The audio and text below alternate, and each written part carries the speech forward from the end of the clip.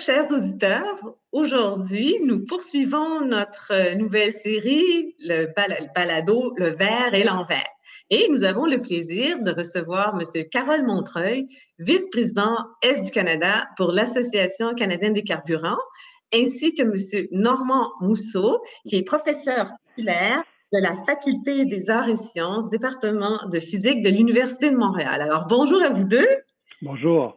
Bonjour. Merci d'avoir accepté de réaliser ce balado sur ce thème, toujours le thème des cibles de réduction d'émissions de gaz à effet de serre. Alors, ma première question destinée d'abord à M. Montreuil, ensuite à M. Mousseau, bien, on ne peut pas commencer sans référer à la fameuse crise sanitaire, sociale et économique que l'on vit. Alors, qu'est-ce que vous pensez qu'il adviendra de la question des émissions de gaz à effet de serre, des changements climatiques au sortir de cette crise? Monsieur Montreuil. Oui, une question très large. Puis, en fait, l'ampleur de la crise, elle est encore largement sous-estimée, largement, évidemment, pas chiffrée encore. On est encore en période de crise. Donc, à cause de son importance, c'est une crise majeure, c'est une crise importante. Il y aura, je crois, forcément une remise en contexte des priorités. Il y aura un important rappel à l'ordre au cours de la prochaine année. Il y aura plusieurs priorités devant nous et l'environnement sera une parmi plusieurs priorités. Donc, je pense qu'il y aura effectivement une remise en contexte de toutes les priorités. Merci. Monsieur Mousseau. Oui. On a entendu beaucoup de sorties à la fois de la part des gouvernements, de plusieurs gouvernements et de groupes en disant la pandémie nous montre deux choses, ou au moins deux choses. D'abord, qu'on peut se retourner de bord très rapidement, donc on peut changer nos habitudes. Et deuxièmement, que si on se prépare pas à la crise climatique, ben on voit qu'est-ce que ça peut avoir comme effet. Beaucoup dans le gouvernement se sont engagés donc à s'assurer que les mesures qu'ils allaient mettre pour la relance seraient compatibles au moins avec les objectifs de changement climatique. Pas tout le monde, évidemment, il faudra voir comment ça se déploie. Mais ce qu'on voit, c'est qu'il y a quand même, je pense, une volonté de ne pas corriger un problème pour en créer un autre à moyen terme. Est-ce que ça va être suffisant pour atteindre des cibles? On va en discuter peut-être un peu plus tard, là, mais moi, je pense que dans un contexte comme ça, on ne peut pas être s'assurer que ça va se passer de manière à respecter les cibles de changement climatique, mais on sent que beaucoup de gouvernements comprennent que cette crise qu'on vit là, on ne voudrait pas la reproduire par notre propre incapacité à se transformer. Très bien, merci. Donc, avant qu'on débute d'autres questions, je voulais seulement faire une petite mise en contexte pour le bénéfice des auditeurs. Le Canada s'est doté d'une cible de 30 de réduction de ses émissions de gaz à effet de serre, mais par rapport à l'année de référence 2005. Donc, si on veut la comparer avec la cible ou les cibles du Québec, bien, il faut qu'on fasse un calcul pour transposer cette cible. Donc, si on transpose la cible de 30 du gouvernement fédéral par rapport à une année de référence de 1990, cette cible équivaut plutôt à 14 selon nos calculs. Dans sa lettre de mandat que le premier ministre Trudeau a confiée à M. Wilkinson, il lui a demandé d'atteindre une cible zéro émission d'ici 2050.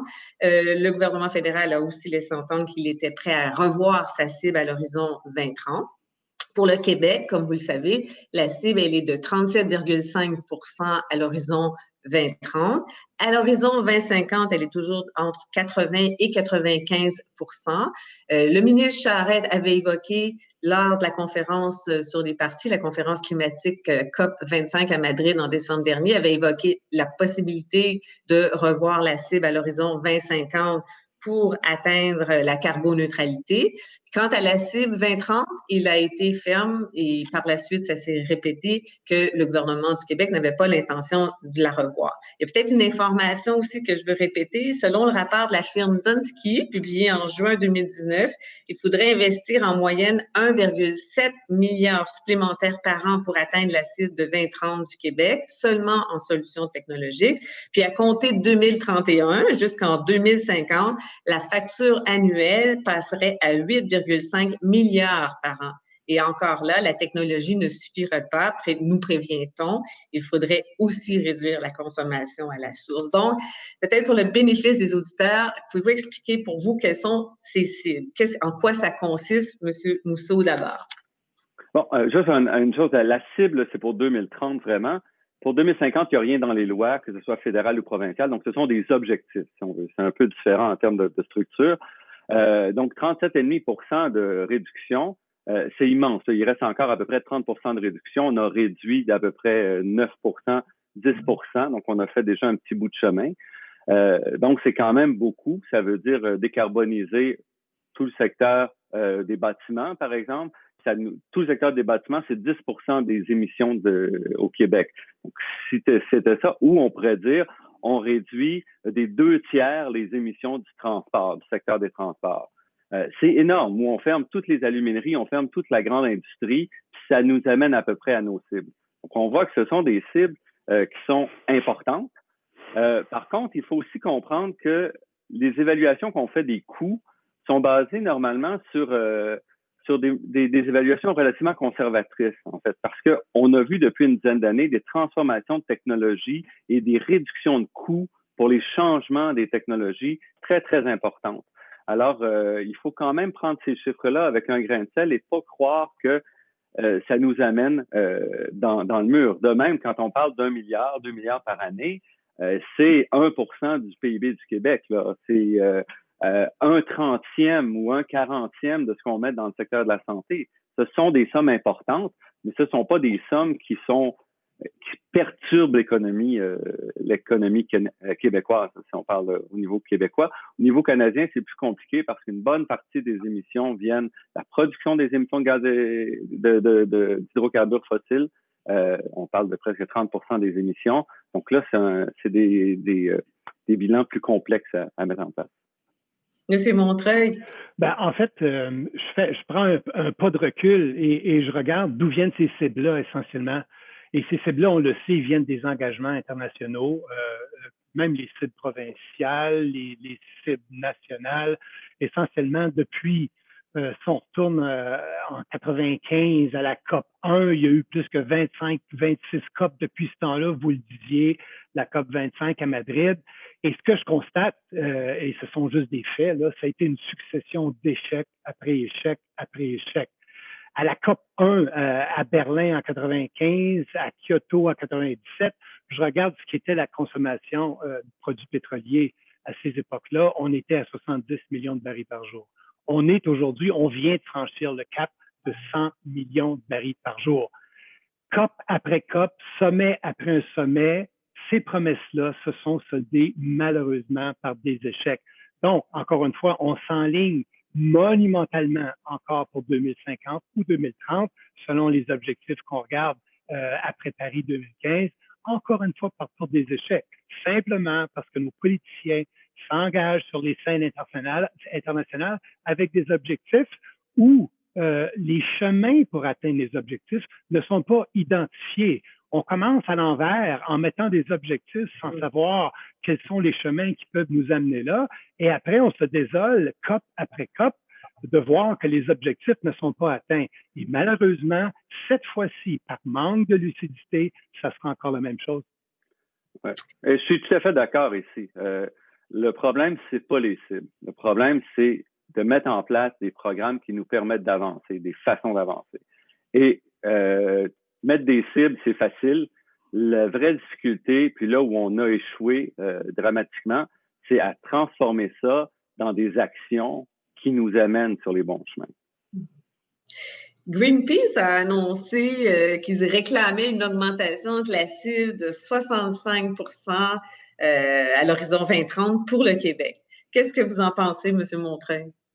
En fait, toutes ces cibles-là et les désirs, les aspirationnels d'atteindre des réductions importantes, je pense que la réalité, c'est pas juste Greenpeace, c'est l'ensemble du mouvement, la réalité va rattraper ces mouvements-là. Je pense que si on a un défi important comme société, c'est de sortir du silo environnement exclusivement. Et quand on a des débats comme on a aujourd'hui, on n'est que sous le silo ou le chapeau environnement. Et là, la crise qu'on vit présentement va nous amener à dire, ben oui, mais il y a d'autres silos extrêmement importants qui vont entrer dans la balance. Le silo santé, le silo sécurité d'emploi des gens, le silo. Et donc, tout ça mis ensemble va faire en sorte que quand les gouvernements vont devoir sous-peser ce qui peut être fait et ce que la population va exiger. C'est un peu une forme de pyramide de Maslow qu'on connaît en psychologie, où quelles sont les priorités de base. Les gens auront besoin de manger maintenant, auront besoin d'avoir un emploi maintenant, et les gens qui voudront leur dire, oui, mais il faut se préoccuper du 2 degrés dans 100 ans pour la planète, ces gens-là, je pense, vont se faire rabrouer très rapidement. Oui, l'environnement est important. Oui, le défi climatique est important, mais il faut le mettre en parallèle avec d'autres défis importants que traverse la planète. Et je ne crois pas que ce défi-là sera en haut de la liste à la sortie de la crise. Et M. Mousseau? Encore une fois, moi, je pense que les cibles, ça ne donne rien de courir après des cibles plus strictes si on n'a pas en place les structures. Ça fait plusieurs années que je travaille justement à proposer des structures de gouvernance qui nous permettent d'avancer. J'avais rassemblé il y a quelques années là, une vingtaine d'experts universitaires en gouvernance, en environnement, en droit, en fiscalité, sous le groupe Le Climat, l'État et nous, par exemple, et nous avons fait des propositions claires au niveau du gouvernement du Québec. Comment restructurer la machine pour être capable justement de faire les transformations qui s'imposent dans un contexte de développement durable. Donc, il faut protéger les emplois, je suis d'accord, il faut protéger la santé des gens, la résilience, tout en atteignant nos objectifs environnementaux. Et c'est possible de le faire quand on le fait correctement. Et on continue en fait à agir en silo, on continue à ne pas avoir les bonnes structures. Le projet de loi qu'on a vu du gouvernement actuel qui revisite la gouvernance environnementale. On est sorti, je suis allé en commission parlementaire là-dessus pour dire encore une fois, on continue à se piéger dans des structures qui vont être incapables à la fois de livrer la marchandise, qui vont continuer de gaspiller des milliards de dollars et qui en plus vont décourager les citoyens. Donc, les cibles, c'est pas là le problème actuellement. On est dans l'incapacité des gouvernements à livrer la marchandise. Donc, ma question à vous deux, c'est comment les gouvernements pourraient faire pour atteindre ces cibles, si c'est possible de les atteindre, que ce soit celle 2030, que ce soit celle 2050? Il faut mettre d'abord les structures, il faut s'assurer que la question climatique, la question des gaz à effet de serre soit au plus haut niveau. C'est-à-dire que chaque fois qu'un projet arrive au gouvernement, il doit d'abord être filtré par la question climatique. Et ça a l'air comme ça, là, complètement farfelu. C'est ce que fait la Caisse de dépôt depuis 2 ans. La Caisse de dépôt, depuis 2 ans, a mis en place des objectifs de réduction des gaz à effet de serre liés à son portefeuille. Et en fait, tous les projets qui arrivent sur la table sont filtrés avec ça. Les analystes doivent tenir compte des enjeux climatiques et ils sont payés à la fin de l'année en fonction de leurs gains. Il faut qu'ils fassent de l'argent, mais il faut qu'ils atteignent leur objectif climatique. Dans un contexte et ça marche. La Caisse de dépôt a très bien fait tout en réduisant ses émissions. Le gouvernement doit faire ça. Évidemment, c'est pas une question de surpayer, de donner des bonus aux fonctionnaires, mais il faut s'assurer que les décisions soient prises au bon niveau. Et comme ça, quand on avance, quand on monte des projets de développement économique, quand on fait des investissements en infrastructure, quand on achète du matériel médical, on s'assure d'attacher tous ces fils-là. Puis en fait, un des problèmes, c'est de ne pas arriver à trouver, on l'admet qu'il y a une décarbonisation qui est en cours. On admet qu'il y a une transition qui est en cours. Là où le bas blesse, c'est quand on essaie de faire les choses trop rapidement avec des cibles qui, on le sait, vont être difficiles à atteindre selon un agenda qui a été déterminé avec un manque de connaissance de ce qui est possible de réaliser sur le terrain.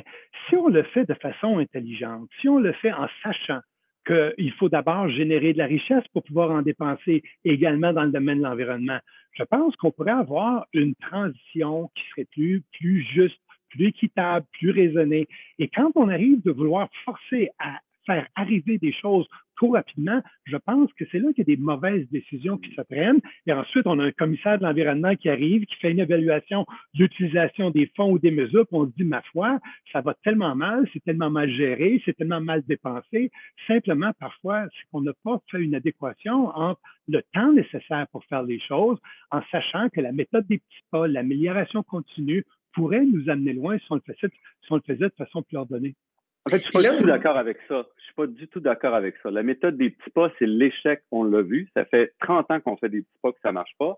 Et de dire on doit d'abord s'enrichir avant d'agir, c'est aussi faux. On peut agir en s'enrichissant. Et c'est ça la vraie transformation qu'on doit faire. Ou s'enrichir veut dire avoir une société meilleure demain qu'aujourd'hui.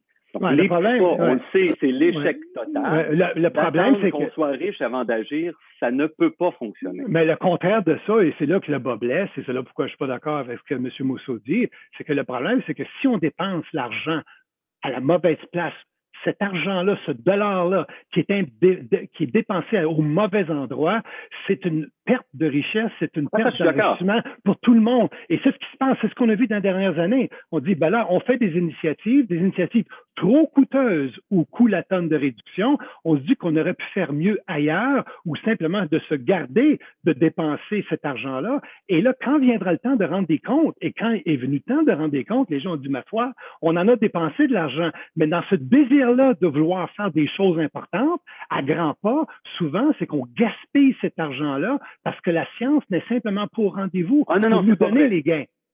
C'est pas la science qui est pas là. On a pris des décisions qui n'avaient pas de sens. Moi, ça fait des années que je critique les choix qu'on a faits au Québec parce qu'on fait des choix qui sont trop coûteux, qui sont pas transformatifs, qui sont pas profonds. Donc là, je vous rejoins. L'argent qu'on a gaspillé 4 ou 5 milliards de dollars du fonds vert, là, en gros, avec à peu près pas de résultats. Mais on aurait pu prendre ce même argent-là il y a 5 ans. On avait les connaissances pour agir de manière beaucoup plus structurante. Monsieur Montreuil a évoqué tantôt une transition juste, qu'il faudrait la faire. Bon, on sait que la transition énergétique a été dévastatrice dans certains États américains. On pense là dans les États où il y a eu la production de charbon qui occupait une place importante. Beaucoup de travailleurs qui ont perdu leur emploi. Puis, comment on peut s'assurer de laisser personne derrière, surtout par les temps qui courent, où les travailleurs perdent leur emploi? Donc, comment cette transition pourrait nous permettre de laisser personne derrière? Puis, le gouvernement fédéral a évoqué la possibilité d'adopter une loi sur la transition juste lorsqu'ils réviseront leurs cibles. Donc, M. Montreuil d'abord, ensuite M. Mousseau. Des transitions dans l'histoire, grande histoire de l'humanité, on en a eu là, des transitions d'une forme d'énergie à l'autre. Le constat, c'est que ça se passe sur beaucoup d'années. Ça se passe sur des décennies, ça se passe sur des cycles de plusieurs décennies. Et les gens s'adaptent. Hein. Passer du charbon au pétrole, passer du pétrole au gaz, passer du gaz à l'hydrogène, ces changements-là, ces transitions-là vont arriver. La science va nous permettre d'amener de nouvelles technologies. Il y aura des découvertes, il y aura quelque chose de mieux. Et je pense que les gens y sont. Le danger, c'est que si on essaie de forcer une technologie qui n'est pas à point, surtout pour les pays en voie de développement, par exemple, et on leur dit, ma foi, vous, pour votre développement, vous allez devoir accès à une technologie qui est 2 fois plus coûteuse que nous, on a fait pour notre développement. Les gens vont dire, attention, on est pour la vertu, mais il faut que la science et le désir de changement cheminent un peu parallèlement. Donc, et ça s'est passé dans le passé, ça va continuer à se passer, et je pense que les gens le savent, qu'il y aura une transition vers des énergies de moins en moins carboniques, et les gens qui ont fait beaucoup du côté du charbon le savent que c'est une période où il y aura une transition vers des énergies plus vertes. Monsieur Mousseau. Donc, la transition juste, c'est pas d'arrêter le changement, mais de protéger les plus faibles, les plus à risque, les travailleurs, pour les amener ailleurs. Les transitions, ça se produit très rapidement. Cette transition-là, le téléphone intelligent, a coûté des milliers d'emplois à l'industrie des pâtes et papiers, incluant au Québec. Est-ce qu'on a interdit le téléphone cellulaire intelligent et les tablettes? Non. On se retourne puis on va appuyer les travailleurs, l'industrie, pour qu'elle trouve des nouveaux marchés, des nouveaux secteurs économiques. C'est ça qu'il faut faire. C'est pas de bloquer la transformation. Les transformations dans les secteurs se passent continuellement. On le voit dans le secteur de l'aéronautique, dans toutes sortes de secteurs où des bouleversements, des pertes d'emplois se produisent. Ce qu'il faut, c'est mettre en place des structures qui appuient la transformation, l'éducation des travailleurs, qui mettent en place des programmes qui vont soutenir les revenus jusqu'à temps qu'on les replace. C'est comme ça qu'il faut appuyer, et non en subventionnant l'industrie elle-même pour continuer à faire des trucs dépassés qui polluent et qui nous amènent dans une mauvaise direction. L'économie canadienne dépend encore fortement de l'industrie des combustibles fossiles. Puis le gouvernement, comme vous le savez, fédéral avait annoncé en 2019 qu'il se portait acquéreur d'un pipeline et vise aussi la carboneutralité d'ici 2050. Comment les enjeux de la lutte, là, on l'entend souvent cette question-là, comment les enjeux de la lutte au changement climatique et du développement économique du Canada peuvent-ils être réconciliés? Monsieur Mousseau. Avec difficulté. D'abord parce qu'il y a une diversité importante à l'intérieur du Canada pour les ressources, pour l'économie. Donc, l'est du pays est manufacturier, dépend d'une certaine façon, est plus qu'à son économie, bien qu'elle soit basée sur le pétrole, là, je ne le nie pas, son économie ne dépend de l'exportation d'autres biens que des produits pétroliers. L'ouest du pays dépend fortement des produits pétroliers. On voit que l'Alberta, par exemple, continue à s'enfoncer dans des solutions d'exploitation d'encore plus d'hydrocarbures. On vient de faciliter l'exploitation des mines de charbon aujourd'hui. Donc, plutôt que d'aller vers une diversification de l'économie, on continue à maintenir une économie étroitement basée sur les ressources naturelles, entre autres le pétrole, le gaz et le charbon, ce qui fait qu'on ne peut pas s'en sortir. Même chose, il faut un débat clair. La problématique dans l'ouest du pays, c'est pas dû au pipeline aujourd'hui, c'est dû essentiellement au pétrole de schiste aux États-Unis, qui ont complètement fait perturber l'équilibre des coûts et l'équilibre des marchés. Okay? Donc, c'est pas lié au pipeline majoritairement. Donc, si on n'a pas la bonne discussion, on peut pas y arriver. Et il faut aussi préparer et travailler à diversifier l'économie des provinces. Donc, oui, cette industrie pétrolière va durer, mais diversifions pour faire en sorte que quand les investissements sont pas là, les sables bitumineux sont très peu compétitifs au niveau mondial. Donc, c'est sûr que ça sera parmi les premiers à tomber. Donc, il faut être présent, mais il faut aussi que les gouvernements locaux, si l'Alberta refuse de faire la diversification, on ne peut pas l'imposer au niveau fédéral. Et à ce moment-là, je pense qu'il ne faut pas lier tout le restant du pays à des choix qui sont faits dans les provinces. Monsieur Montreuil. Ben, on en parlait tantôt. Notre capacité comme pays, le Canada comme pays riche, à faire face à un défi comme celui du changement climatique dépend justement de notre capacité à avoir une certaine richesse, à générer de la richesse. Puis on le sait, le Canada est un pays de ressources. Le Canada reçoit beaucoup de sous dans ses coffres à cause de l'énergie fossile. Et donc là, ça pose un débat. Il faut qu'à quelque part, on le sait. Initialement, beaucoup d'initiatives nouvelles sont coûteuses, comme toute initiative de recherche et développement. Les premières années sont plus coûteuses. On le sait comme on a mis beaucoup de sous dans des formes d'énergie qui étaient beaucoup trop coûteuses, pas encore à point. Mais pour se permettre de faire ça et faire de la recherche et développement et éventuellement amener au niveau commercial ces nouvelles formes de technologie-là, ça prend des sous, ça prend de la richesse. Et donc, il va falloir penser à cette transition-là, sachant que oui, on passera à autre chose, mais peut-être pas dans le temps que les gens espèrent, et que pendant que le Canada jouit de ses richesses, de ces ressources-là qui amènent sa richesse, pour pouvoir ensuite les dépenser dans d'autres formes et d'investir, d'ouvrir de nouveaux créneaux de formes énergétiques, ça demande une certaine richesse pour le faire. Et je pense que pour l'instant, le Canada admet qu'une grande partie de sa richesse est venue de ses ressources. Et de penser qu'on pourrait arrêter ça du jour au lendemain et de simplement passer à une nouvelle forme d'énergie, je pense que c'est la pensée magique. Ce n'est pas comme ça que ça va se passer. On pilote, par exemple, je suis un des directeurs scientifiques de l'accélérateur de transition, qui est un organisme à but non lucratif pan-canadien. On a un gros projet en Alberta, entre autres, d'utiliser le gaz naturel pour faire de l'hydrogène qui permettrait le transport lourd. Donc, utiliser l'hydrogène dans le transport lourd avec séquestration de CO2. Okay? Donc là, on parle de technologies qui à la fois décarbonisent l'économie et en même temps permettent de maintenir une certaine de valoriser en fait le gaz naturel, parce que le gaz naturel est tellement peu cher que de le transformer en hydrogène, les compagnies font plus d'argent de le vendre comme combustible ou carburant dans les véhicules que de le vendre comme on le vend présentement. Il faut à ce moment-là faire preuve d'ouverture et de capacité de se transformer. On peut pas rester dans nos vieilles façons de faire, c'est pas possible. Il faut aller de l'avant. Et ça, c'est à mon avis un projet qui montre qu'on n'est pas piégé dans les approches traditionnelles sans nécessairement renier les avantages économiques de certaines régions. Oui, mais le problème souvent avec ce genre de projet-là, puis nos entreprises sont aux premières loges dans ces projets, par exemple, de capture et d'enfouissement du CO2. Et quand on regarde le coût de ces projets-là, des projets massifs de plusieurs milliards, des projets qui techniquement, scientifiquement, fonctionnent. Monsieur Mousseau a raison, ce sont des projets qui fonctionnent. Et quand on amène le facteur économique dans ce projet-là, là, on réalise, mais ma foi, malgré toutes les avancées, attendez, laissez-moi terminer, là. On termine, écoutez, ce sont les projets de mes compagnies, je les connais dans le plus profond détail. Ce sont des projets à plus de 200 $ la tonne de CO2 de réduction. Au même moment, Hélène, vous le savez, nous avons un marché du carbone à 20 $.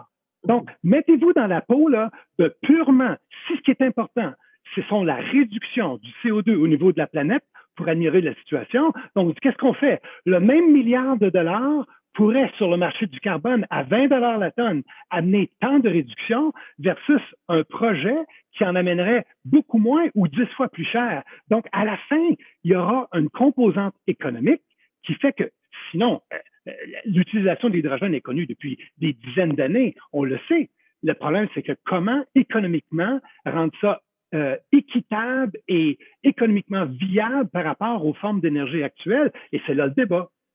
En fait, les projets qu'on évalue présentement en Alberta sont chiffrés, sont soutenus par le gouvernement albertain, par l'industrie du camionnage. La séquestration du CO2, dans le cas du méthane pour faire de l'hydrogène, ça fait de l'hydrogène moins cher que le diesel pour la même capacité. Donc, c'est pas vrai que c'est hors de prix. C'est exactement les calculs qu'on fait. L'industrie est d'accord avec nous. Dans ce cadre-là de production d'hydrogène pour carburant, c'est moins cher que le diesel. Donc, c'est pas vrai qu'aujourd'hui, on peut pas faire ça. Dans le contexte albertain où il y a des puits partout, vides.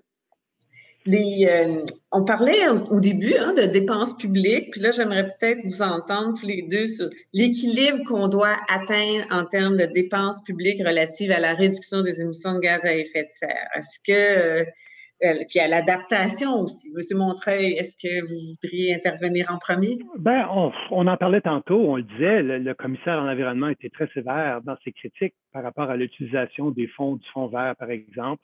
Et donc, la question va se poser.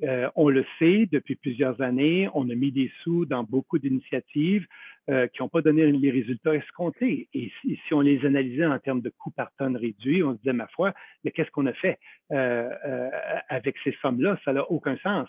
Donc, à la sortie de la crise, il y aura des besoins criants et des besoins financiers dans beaucoup de domaines. Et là, je pense que tout projet sur une base de cycle de vie, pas juste dans un laboratoire là, où le scientifique dit oui, mais dans le laboratoire, ça fonctionne, puis on pense que ça pourrait fonctionner. Dans la vraie vie de tous les jours, avec des modèles économiques, les gens vont se faire poser des questions sérieuses avant de dédier des sommes importantes. Le budget du Québec, comme celui du Canada, dernier chiffre, on voyait, on était rendu à plus de 260 milliards au Canada. Imaginez, là, c'est des sommes colossales. Donc, il y aura une demande de resserrer vraiment les dépenses au cours des prochaines années. Et donc, le bon côté de ça, c'est seuls les projets vraiment viables et prometteurs, je pense, vont se faire financer. Sinon, les autres devront attendre leur tour. Êtes-vous d'accord, M. Mousseau? Je suis tout à fait d'accord qu'il faut faire les choses correctement. On ne les a pas faites correctement au Québec et très peu au Canada. Il y a des pays, par contre, qui le font bien. L'Angleterre est en avance sur ses objectifs climatiques, sans coût significatif pour son économie. Au contraire, évidemment, ils sont pris dans le Brexit. Décortiquer tous les chiffres, c'est complexe, mais les analyses qu'on voit ne montrent pas un coût important. C'est pour ça que nous, ça fait des années, moi, ça fait des années que je pousse pour une gouvernance, pour une approche, pour s'assurer qu'il y a des compétences, la capacité de faire l'analyse des projets à l'intérieur du gouvernement pour arrêter de gaspiller des milliards. Mais entre le fait qu'on gaspille des milliards, puis ça je reconnais, puis le fait que ça soit impossible de faire des choix intelligents, pour moi, il y a une marge. Et à l'étranger, il y a des exemples d'économies qui se portent très bien. La Suède a réduit ses émissions de gaz à effet de serre de plus de 50 %, est en avance sur ses objectifs sans coût pour son économie. L'Angleterre, qui est un pays beaucoup plus proche que nous d'un point de vue démocratique, d'un point de vue structurel, fait la même chose, est en avance sur ses objectifs. Pourquoi? Parce qu'ils ont mis en place des bonnes mesures. Ils se projettent, ils savent où ils doivent aller, ils se comparent, ils mesurent, ils évaluent la qualité, l'impact des mesures qu'ils prennent. C'est comme ça qu'on doit aller. On sait exactement quelle structure, comment s'y prendre pour avancer correctement. C'est juste qu'on se refuse de le faire. Vous avez tous les deux, là, j'imagine, lu le budget provincial qui avait été déposé à l'Assemblée nationale par le ministre des Finances au printemps. Puis on peut croire que plusieurs annonces qui y figurent peut-être ne pourront pas être réalisées à court terme, du moins en raison de la crise sanitaire. Mais si on fait abstraction de la crise, est-ce qu'à votre avis, les mesures proposées permettraient au Québec de faire progresser les efforts dans la lutte au changement climatique, M. Mousseau? Non. Il n'y a rien en place pour atteindre nos objectifs. On continue, par exemple, à subventionner l'achat de véhicules électriques à un coût beaucoup trop cher. On n'a pas de mesures en place pour décourager les gens d'acheter des gros véhicules qui consomment, par exemple, beaucoup. On n'a pas, il nous manque les mesures de transformation. On ne touche pas au bâtiment ou presque. Le grand bâtiment est full décarbonisé. Ça serait relativement facile de mettre en place des programmes sur 15-20 ans. L'Angleterre veut zéro carbone dans ses édifices d'ici 2050. New York veut ça. Nous, on n'est toujours pas là. Donc, il nous manque les vraies stratégies de transformation. Donc, on continue à dépenser, à mettre de l'argent. Juste un point aussi, là, il n'y a pas un sou dans le budget pour les pistes cyclables. On a complètement abandonné le transport actif malgré l'adoption, il y a 2 ans, d'un plan de mobilité durable. Donc, 2 ans plus tard, la mobilité durable a disparu. À changer comme ça constamment, il est impossible d'atteindre nos objectifs. Puis, en plus, on gaspille l'argent. Alors, à Montréal, en tout cas, des pistes cyclables, mais en ce moment, on en a beaucoup avec ce que la ministre, la mairesse avait annoncé.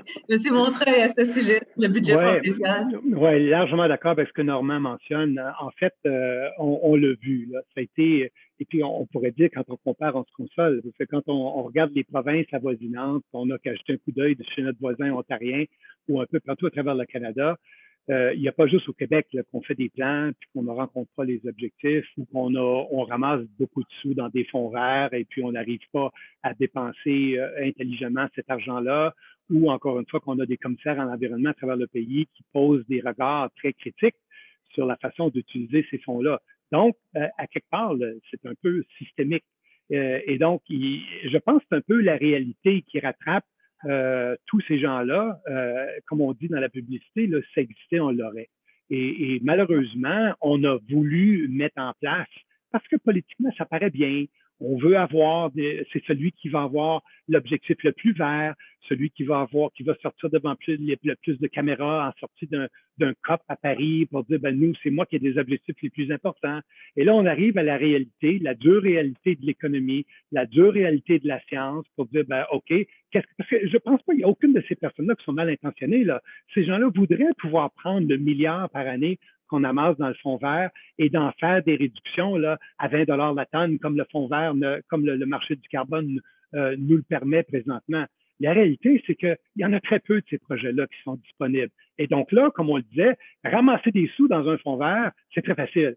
Taxer les gens avec une taxe de carbone, c'est très facile. Et là, après, on se retrouve avec un fonds, avec des sous, on se dit, ma foi, OK, qu'est-ce qui va donner des résultats? Donc là, ce qu'on fait habituellement, puis le Québec n'est pas le seul, on saupoudre à gauche et à droite des sous comme ça qui donnent à peu près pas de résultats, parce que tout le monde veut évidemment mettre ses mains dans ce fonds-là. C'est une belle cagnotte, avec comme résultat, 2 ans, 3 ans plus tard, les gens ont l'air surpris qu'on n'obtient pas les résultats ou les objectifs escomptés.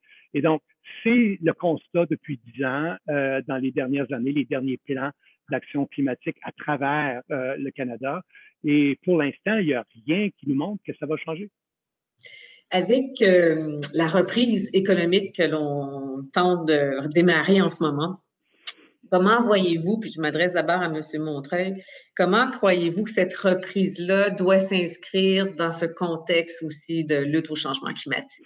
Ouais, on le disait tantôt, les besoins vont être criants. Les besoins vont être criants. Et ce qu'il faut réaliser dans la dynamique politique, c'est que le ministre de l'Environnement, c'est un siège autour de la table de ses collègues ministres. Et comme tous les autres ministres autour de la table, les besoins vont être criants et dans beaucoup de domaines. Et donc, je pense que ça sera M. Charette au Québec, M. Wilkinson à Ottawa aura un défi très important. S'il croit que tout l'agenda avant pandémie qu'on avait en mars dernier, que tout cet agenda-là, après un petit repos ou un intermède de quelques mois, va pouvoir rester tel quel comme il l'était, je pense que la réalité va être très différente. Et on va devoir maintenant regarder l'ensemble du problème auquel on fait face et de dire, ben, OK, il y a un réalignement de priorité qui est nécessaire. Et M. Mousseau, comment vous voyez la reprise dans le contexte des changements climatiques, la reprise Il économique? il faut un réalignement des priorités parce que avec ce qu'on avait en place avant la pandémie, il était impossible d'atteindre nos objectifs. Donc, pour moi, il faut profiter du fait qu'on va mettre des milliards pour soutenir les bonnes industries, pour ne pas soutenir celles qui polluent et qui nous amènent dans la bonne direction. Pour ça, il faut que les ministres de l'Environnement soient autour de la table et participent, mais aussi pour que les plans cessent de développer à l'interne en silo. Présentement, là, on n'a eu aucun débat public sur quel serait le plan de relance. Donc, tout se fait à l'interne de petits comités. Est-ce que ça va bien se faire ou non? Je ne sais pas. Il y a des pressions, une sorte de groupe autour, mais présentement, on n'a aucune idée. Les ministres à Ottawa, les ministres qui vont décider ne sont pas ceux qui sont liés à l'environnement. À Québec, c'est la même chose. Donc, même si au niveau fédéral, le premier ministre est plus sensible aux questions environnementales que M. Legault ici à Québec, ça va être difficile. Je dirais, il y a quand même eu des approches intéressantes. On a vu avec l'argent en Alberta qui allait au moins pour réparer les puits, là, fermer les puits correctement, plutôt qu'à soutenir le développement pétrolier. Pour moi, ce sont des programmes intelligents. Il va falloir mettre ça, mais c'est pas gagné et il faudrait, à mon avis, un vrai débat et pas seulement faire ça derrière des portes closes. Mais en même temps, il y a une urgence. Hein? Il y a une urgence d'agir rapidement pour que nos travailleurs et que tout le monde puisse reprendre. Absolument. Est-ce que vous vous entendriez tous les deux sur un point commun? Je pense que oui, mais peut-être, moi, je le dirai à la fin, mais probablement que vous allez le dire. Monsieur Mousseau, qu'est-ce que vous penseriez? Point commun avec M. Mousseau. On s'entend d'abord sur l'échec des mesures qu'on a mis en place jusqu'à maintenant. Je pense que là, ça va. Les gouvernements ont refusé de mettre en place les bonnes pratiques de gouvernance. On sait ce qu'il faut faire, on sait qu'il faut s'appuyer sur la science, mesurer, évaluer, corriger, et on ne l'a pas fait. Ça, donc, je rejoins. Et le fait qu'on a encore besoin de pétrole, c'est tout à fait vrai.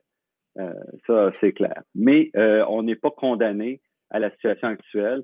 Les choses changent beaucoup. Et je veux dire, on publie, nous, des perspectives énergétiques pour le Canada. Là, puis on a vu qu'en 2016 et 2018, le coût estimé la tonne pour atteindre nos objectifs pour 2030 a chuté de 30 à 40 dans nos simulations. C'est-à-dire que les technologies, en 2 ans, 2 ans et demi, ont évolué à une vitesse telle que nos prévisions chutent. Bon, on parle, donc, faut pas prendre tout ça au frais, mais ce que ça montre, c'est qu'il y a des transformations techniques et technologiques remarquables qui se produisent. Il faut être présent là-dedans.